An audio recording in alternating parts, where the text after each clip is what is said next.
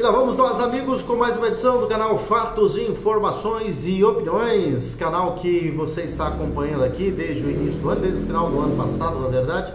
E que é o canal que é a voz da população de Ponta Porã. Você pode participar, né, aqui com o Ed Moreno no YouTube, no canal Fatos, Informações e Opiniões, deixando, né, o seu like, clicando no joinha aí. Você também pode distribuir o nosso link nos grupos de WhatsApp e também, né, pode estar comentando e se inscrevendo, que é muito importante. Se inscreva, inscrição e o like é muito importante aí nesse nosso canal, né, que tem aí, que se tornou, né, a voz independente da população de Ponta Porã, desde que nós começamos os nossos trabalhos aqui.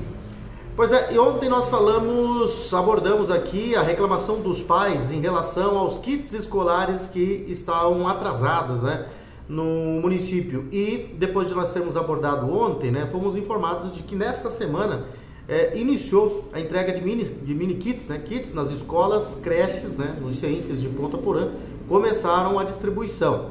Porém, a demora foi grande e nós estamos aí na reta final já, né, de um semestre, ou seja, nós estamos a menos de um mês das férias aí praticamente do meio de ano, né? E nós teremos só agora, né, com as crianças recebendo os kits escolares. Até esse tempo, os pais tiveram que comprar os materiais dos filhos, né? E é essa a principal reclamação dos pais, da população, né, do pagador de tributo, do povo, daquele que precisa, né? Porque tem muita gente que coloca, aliás, muita gente, não, a grande maioria, né, dos que colocam os filhos nas escolas públicas é justamente por não ter as condições de, muitas vezes, comprar os materiais dos filhos, até porque na escola pública tem a distribuição dos kits. E esse ano o kit veio muito mais tarde do que nos anos anteriores, né? Ou seja, nós estamos no final do mês de maio e nesta semana, da última semana do mês de maio, é que começaram a distribuir os kits nas creches e escolas do município, né? O que nós estamos falando é que o município precisa ser mais ágil, precisa acelerar mais esse processo para que as crianças tenham esses kits, esses itens necessários, né, para o ano letivo já no início do ano, né? Porque o ano letivo começa no mês de fevereiro e nós já estamos em maio, se encaminhando para o final do semestre, né? Quase nas férias aí, tá chegando os kits escolares aí nas creches e escolas municipais. É preciso agilizar mais esse processo aí dos kits escolares para as crianças aí, né, nas nossas escolas e creches. Vamos falar de política estadual, política nacional. Hoje, uma pesquisa divulgada com intenções de votos para a presidência da República revela que o atual presidente Luiz Inácio Lula da Silva, do PT, perderia a disputa pela reeleição em todos os cenários pesquisados em Mato Grosso do Sul. No primeiro cenário, avaliado pelo Instituto Ranking, Jair Bolsonaro, do PL, lidera com 44% das intenções de votos, seguido por Lula, com 22%, Ratinho Júnior, do PSD, com 6,3%, Ciro Gomes, do PDT, com 5,2% e Ronaldo Caiado, do União, com 2%. Outros 20,5% não sabem, não responderam ou não votariam em nenhum deles, ou votariam em branco, né? No segundo cenário avaliado, Michele Bolsonaro, do PL, lidera com 34,3%, seguida por Lula com 24,1%, Ratinho Júnior com 8,4%, Ciro Gomes com 6,6% e Caiado com 4,2%. Outros 21,4% não sabem, não responderam, não votariam em nenhum deles ou votariam em branco. O terceiro e último cenário mostra Tarcísio de Freitas, do Republicanos, em primeiro com 30%, seguido por Lula com 26%, Ratinho Júnior apareceria com 10,2%, Ciro com 7% e Caiado 4,5%. Outros 22,3% não sabem, não responderam, não votariam em nenhum deles ou votariam em branco. E o Instituto fez simulações de segundo turno, né? O Instituto Ranking.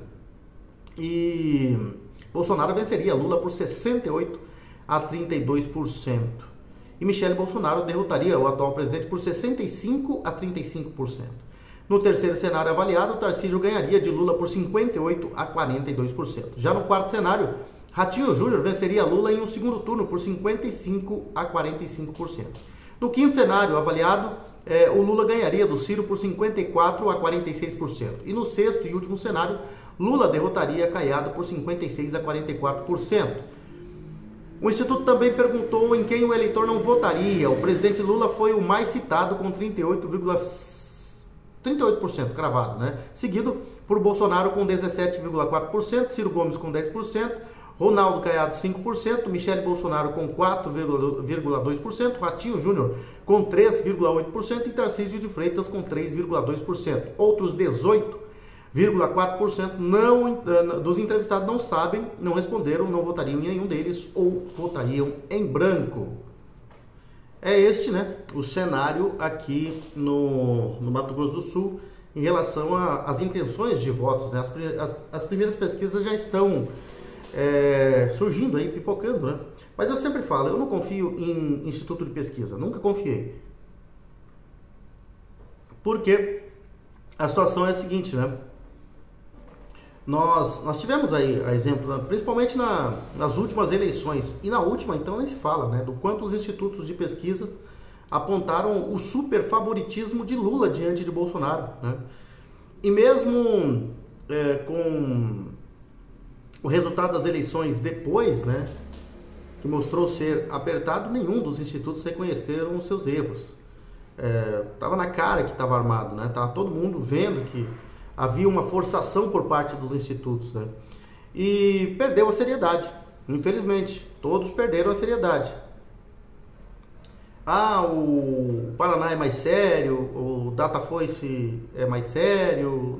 Não, para mim todos são iguais nesse momento, depois, né, de que os institutos perderam a credibilidade, né? Todos erraram muito feio, e se não erraram, tiveram pesquisas encomendadas, né?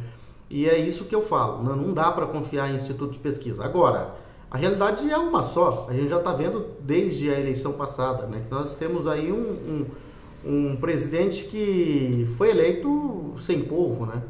Só nas urnas eletrônicas do TSE, porque povo mesmo não tem, né? Vive sozinho, vive sendo vaiado nos lugares por onde vai, tem poucos apoiadores, um presidente sem povo que chegou lá e é acusado por grande parte da população de ter chegado no poder devido ao sistema, né?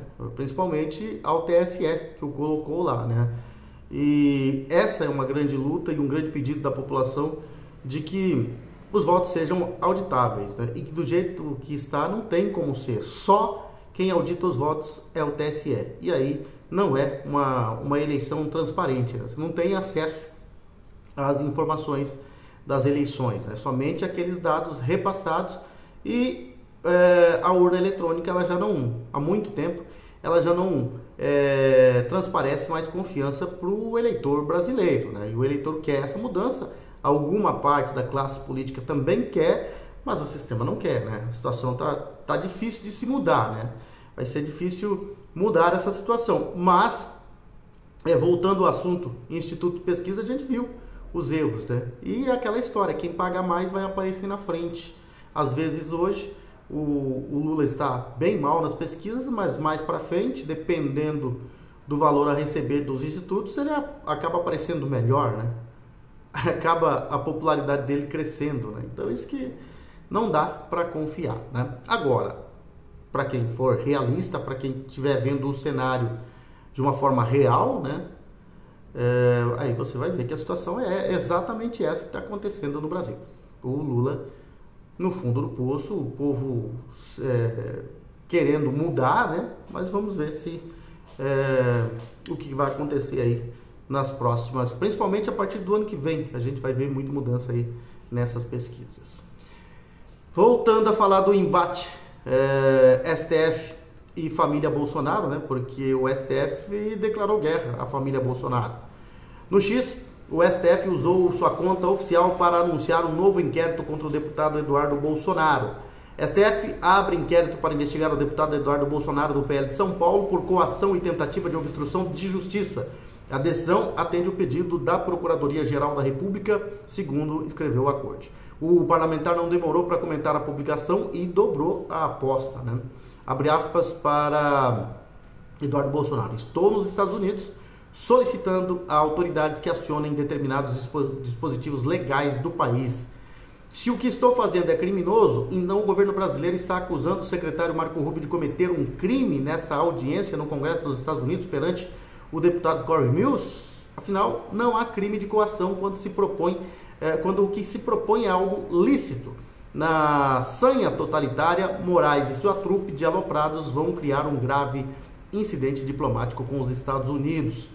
É só um dos capítulos aí, né? Porque a mídia internacional, na verdade, eu acho que se o STF continuar dobrando a aposta nessa situação aí com o Eduardo Bolsonaro, só vai mostrar a perseguição, né? Que realmente está acontecendo no Brasil contra Eduardo Bolsonaro, contra Jair Bolsonaro. Portanto, me parece ser pouco inteligente essa retrucada aí, né, do STF. E porque a mídia internacional já está vendo, os políticos já estão vendo, né, o que está acontecendo, a diplomacia internacional também, a mídia internacional começou a repercutir esse mais novo absurdo que aconteceu em solo brasileiro, o Alexandre de Moraes abrindo esse inquérito a pedido da PGR contra o deputado Eduardo Bolsonaro, e foi repercutido aí, né, na mídia internacional. O Eduardo Bolsonaro pegou as principais manchetes aí, né, das mídias internacionais e colocou no seu perfil no X. E o deputado comentou, né, que, abre aspas para o deputado Eduardo Bolsonaro, outra característica muito comum de um regime excepcional é perseguir, ameaçar e prender as famílias de dissidentes políticos que os denunciam intencionalmente. Sem meio de ameaçar ou prender exilados, os regimes recorrem às famílias sob o controle de tiranos locais. Venezuela, Cuba, Coreia do Norte, China e agora o Brasil adotaram o mesmo modelo criminoso de perseguição estatal contra as famílias de dissidentes. Eu não esperava nada diferente do tirano de beira de estrada que envergonha o sistema de justiça ao ocupar indevidamente a posição de juiz na mais alta corte do país. A transformação do Estado brasileiro em uma organização criminosa está quase completa. Todas as violações sistemáticas dos direitos humanos universais apenas tornam tudo mais claro internacionalmente, né? E em breve vocês pagarão pelos seus crimes. Foi o que ele escreveu em sua conta, né, depois de fazer um apanhado aí das manchetes e matérias internacionais, da mídia internacional, e postar no seu perfil, né, no X. E a briga vai ter mais capítulos, a gente, claro, sabe que vai acontecer, né? E hoje no Senado teve um bate-boca, né? A audiência da Comissão de Infraestrutura do Senado, realizada hoje, foi marcada por tensão entre a ministra do Meio Ambiente, Marina Silva, e parlamentares, especialmente o presidente do colegiado, o senador Marcos Rogério, do PL de Rondônia. Durante uma discussão sobre as obras da BR-319, o senador mandou que Marina se colocasse no seu lugar, o que desencadeou uma reação da ministra e resultou em sua saída da sessão. Aí começa aquela história que é machismo, né? E o episódio começou quando Marina discutia com o senador Omar Aziz, do PSD do Amazonas, a respeito das ações do governo federal em relação à rodovia BR-319. Diante do embate, Marcos Rogério interveio solicitando que a ministra encerrasse o assunto. Abre aspas para o senador. Ministra, depois faça uma reunião lá da equipe do governo e faça esse debate. Vamos seguir o debate da reunião. A ministra respondeu de forma firme. Fique tranquilo, é um governo de frente ampla para enfrentar a ditadura que o senhor não se importou com ela, apontando o dedo ao presidente da comissão. Em reação, Marcos Rogério criticou a postura de Marina. Essa é a educação da ministra Marina Silva? Ela aponta o dedo? Não vou me intimidar, não. E Marina retrucou de novo, dizendo: o senhor gostaria que eu fosse uma mulher submissa? Eu não sou. A troca de farpas se intensificou. Rogério acusou a ministra de sexismo. Agora, sexismo, ministra? Me respeite. E ela voltou a responder: eu estou lhe respeitando, a senhora que tem que me tratar com educação.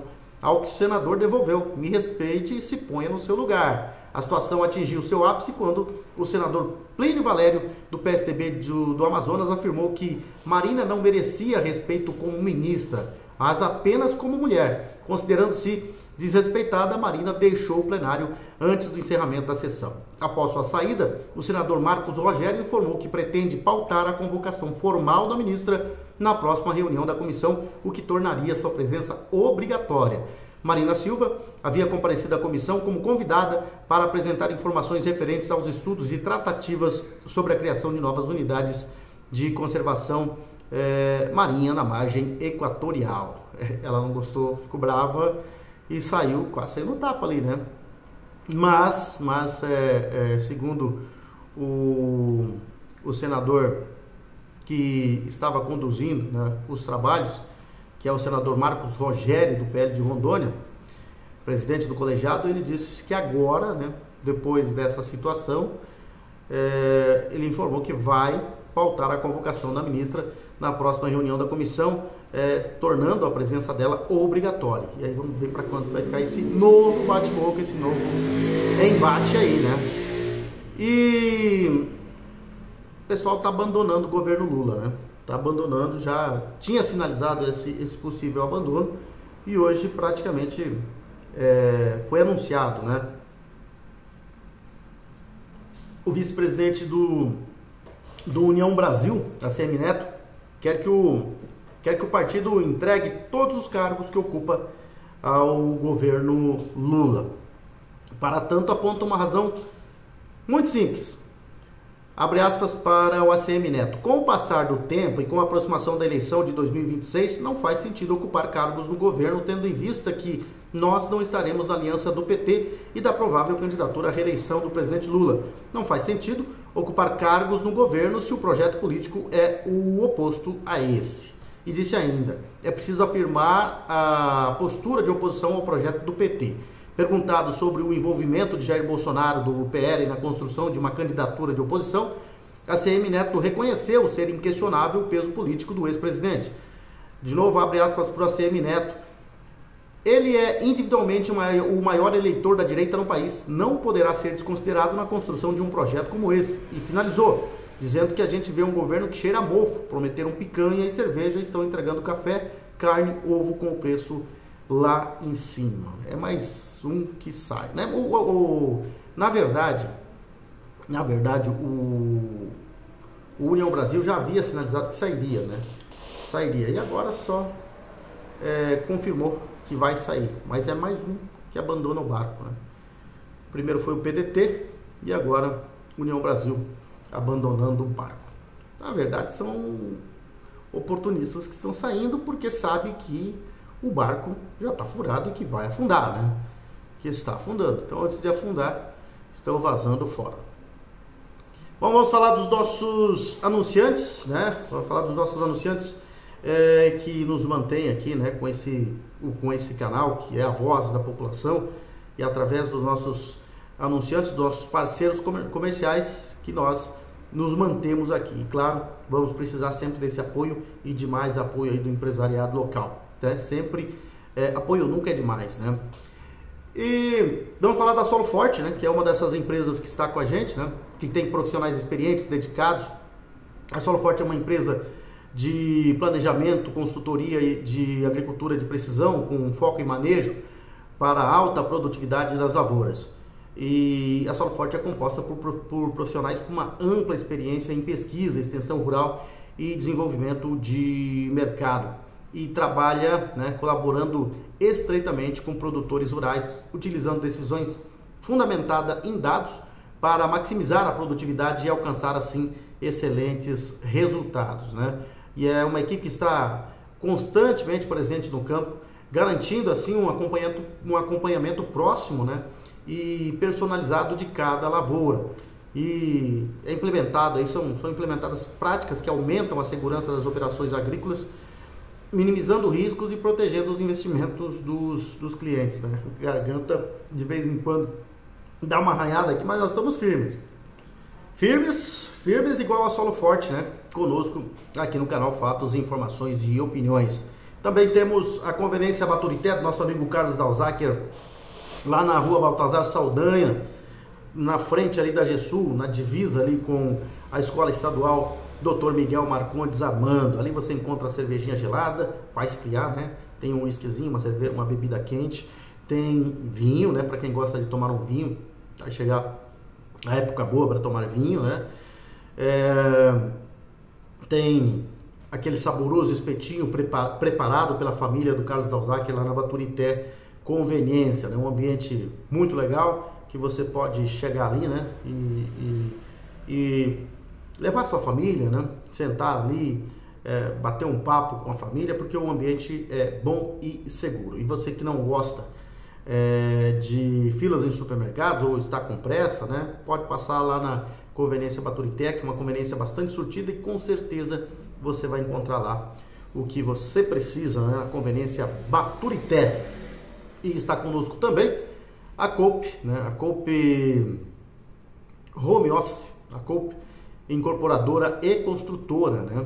Que vem aí com um novo projeto arrojado, né? Moderno, e que vem para deixar a cidade de Ponta Porã ainda mais bonita, né? A perfeita integração entre casa, escritório e lazer, inovador, moderno, arrojado, perfeito. Coop Home Office é um empreendimento único e exclusivo que chegou para mudar o conceito de morar e empreender em Ponta Porã. Versátil, completo, confortável e projetado com a melhor infraestrutura tecnológica e de segurança, o Coop Home Office é realmente perfeito. Perfeito para você que quer dar um upgrade na sua empresa e alcançar novos tempos. Perfeito para você que pode adquirir uma laje inteira para realizar um grande projeto.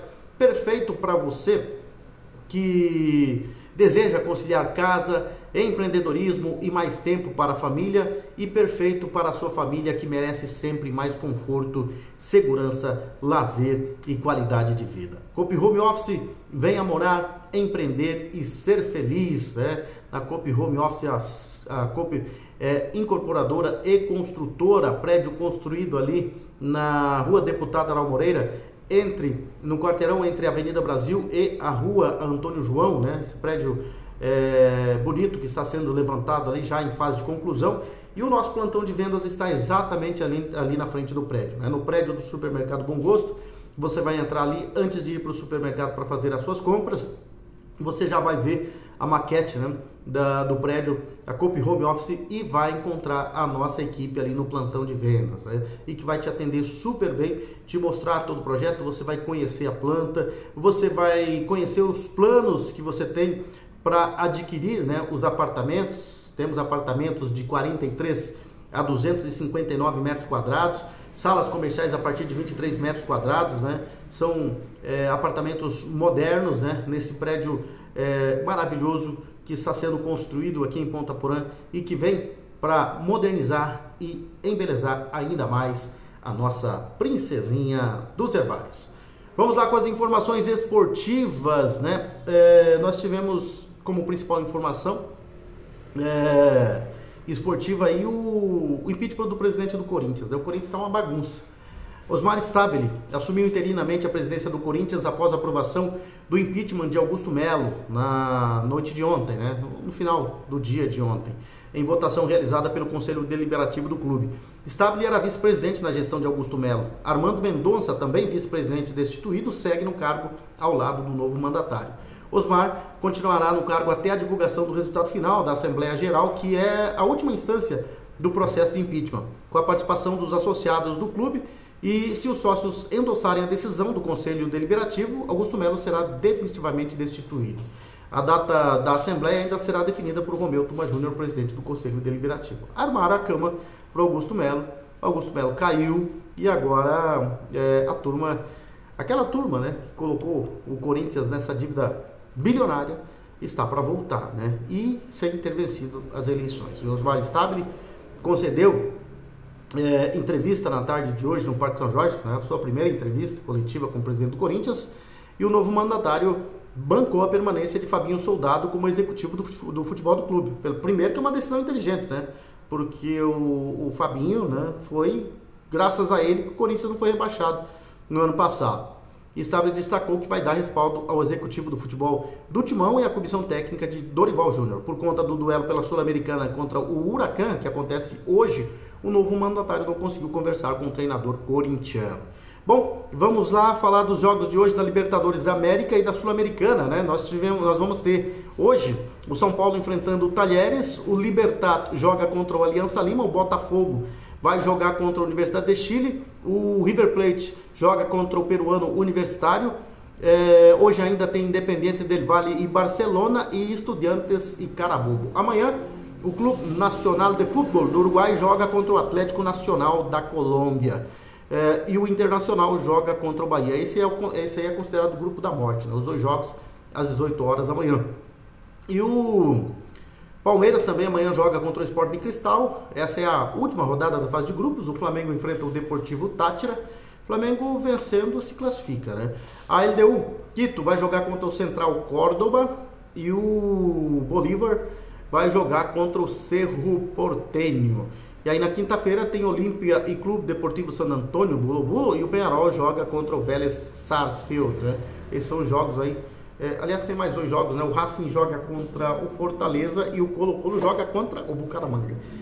O script ficou meio escondido ali, os jogos na última rodada. E na Copa Sul-Americana, né? Nós vamos ter também jogos hoje. O Lanús enfrenta o Puerto Cabello, o Vasco da Gama joga contra o Melgar. É a última rodada também, né? Da fase de grupos. O Huracan joga contra o Corinthians. O Corinthians, se quiser se classificar, tem que ganhar fora de casa, né? Se não ganhar, se perder, vai ter que torcer pro América de Cali ganhar do Racing da Argentina, o que é impossível. O América de Cali deve ganhar, né? No futebol nunca se há certeza, por mais forte que seja o adversário e mais fraco o rival, né? É meio complicado, né? Não é sempre que o futebol é lógico, né? Então, mas o Corinthians precisa ganhar. Precisa ganhar se quiser se classificar. Se empatar, já pode se complicar. Hoje o Corinthians tem 8 pontos e o América de Cali tem 7. Mas vence e vai a 10. Né? O empate levaria o Corinthians a 9, o que deixaria o Corinthians fora. O Huracan já tem 11, né? Já tem 11 e já está classificado. Amanhã tem Independiente da Argentina jogando contra o Nacional Potosí e o Guarani do Paraguai enfrentando o Boston River. O Defensa e Justiça joga também amanhã contra o Cerro Largo e o Palestino enfrenta o Muxuc Runa. O Cruzeiro se despede amanhã também da competição, enfrentando o União Santa Fé. E a Universidade Católica joga contra o Vitória. O Godoy Cruz vai enfrentar o Atlético Grau na quinta-feira. O Grêmio joga contra o Sportivo Luquenio. O Atlético Mineiro joga contra o Cienciano. A União Espanhola enfrenta o Clube Gualberto Villarroel. O Caracas joga contra o Deportes Iquique. E o Fluminense enfrenta o Once Caldas. Agora sim, né, o meu teleprompter nos últimos confrontos aí acabou quase que me derrubando aqui, mas consegui ler, né, todos os confrontos. São essas as informações por hoje aqui no canal Fatos, Informações e Opiniões. Nós voltaremos, se Deus quiser, com mais informações amanhã, né? E nós contamos com a sua presença novamente, né? Lembrando sempre, você pode clicar, né, no joinha, deixando seu like, e pode também se inscrever, que é muito importante, né? E amanhã nós estaremos de volta aqui com mais informações. Grande abraço a todos, fiquem com Deus e até amanhã.